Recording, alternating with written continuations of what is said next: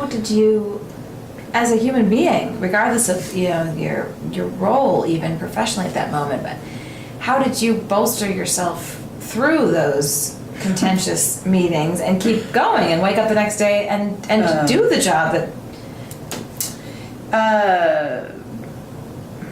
How did I do that? Chocolate. A really wonderful husband. A belief that I was doing quality work.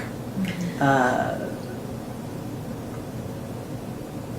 did you see that what did that quality work look like? How did you know it, recognize it, see it play out? Yeah, a couple different ways. I was fortunate to come into the office succeeding David Montes de Oca, who had done a really great job in setting up the office, who had done some work with NACSA to set up protocols and procedures in the office.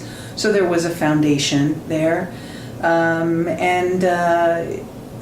So I felt that we had a consistent philosophy, consistent procedures, and we had data. We were working with the data on the schools. We also, had some validation from connecting with other authorizers. That was something I felt that I needed to do very early on, because in the first 6 months I felt pretty alone in the work. I mean, I had a small office, and it's really some great dedicated people that we were working with. Some of them are still there. Needed to hear from other people that they were, feeling my pain. Yeah. And they were out there, and eventually we connected, and that was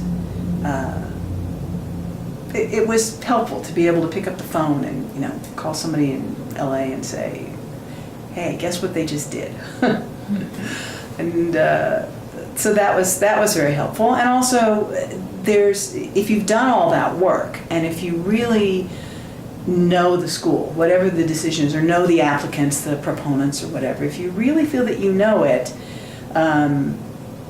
there is, I felt like I most of the time could walk into the board meeting with a conviction that what I was recommending was what was best for kids.